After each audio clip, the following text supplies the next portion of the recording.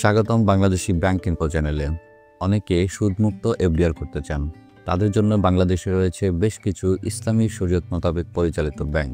এই ইসলামী শরীয়ত মোতাবেক পরিচালিত ব্যাংকগুলোর মধ্যে কোনো ব্যাংকের কিন্তু আর্থিক সক্ষমতা নিয়ে প্রশ্ন রয়েছে।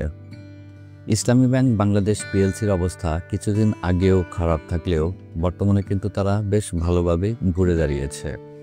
ইসলামী ব্যাংক বাংলাদেশ সম্প্রতি তাদের এফডিআর রেট ঘোষণা করেছে। আজকের এই ভিডিওতে আমরা ইসলামী ব্যাংকের মুদারাবা টার্ম ডিপোজিটের রেট সম্পর্কে আলোচনা করব।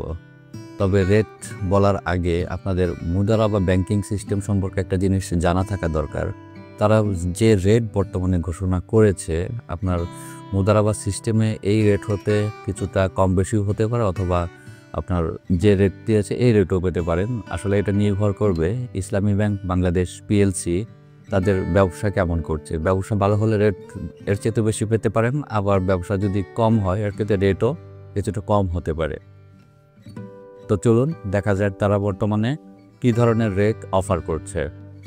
ইসলামী ব্যাংক বাংলাদেশ পিএলসির মুদারাবা টার্ম ডিপোজিটের 1 মাস মেয়াদি এফডিআর এর মুনাফার রেট হচ্ছে 6%, 3 মাস মেয়াদি এফডিআর এর রেট 10%, 100 দিন মেয়াদি এফডিআর এর রেট 10.10%, 6 মাস মেয়াদি এফডিআর এর রেট 10.30%, 200 দিন মেয়াদি এফডিআর এর রেট 10.40%, 300 দিন মেয়াদি এফডিআর এর রেট 10.45%, 1 বছর মেয়াদি এফডিআর এর রেট 10.50%, 2 বছর মেয়াদি এফডিআর এর রেট 10.70% এবং 3 বছর মেয়াদি এফডিআর এর রেট 11.0%। ইসলামী ব্যাংক পিএলসির এই মুদারাবা টার্ম ডিপোজিটে সর্বনিম্ন 1000 টাকা রাখতে হবে। সর্বোচ্চ আপনি যত খুশি তত টাকা রাখতে পারবেন।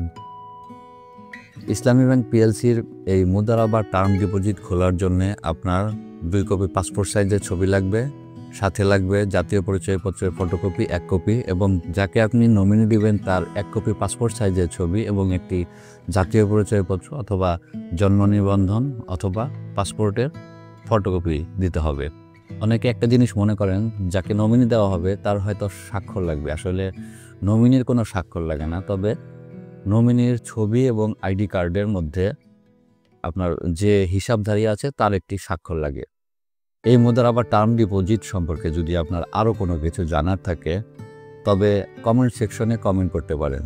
এ ধরনের ভিডিও আরও সামনে পেতে চাইলে চ্যানেলটি সাবস্ক্রাইব করে রাখতে পারেন। আজকের মতো ভিডিও শেষ করছি, ভালো থাকবেন।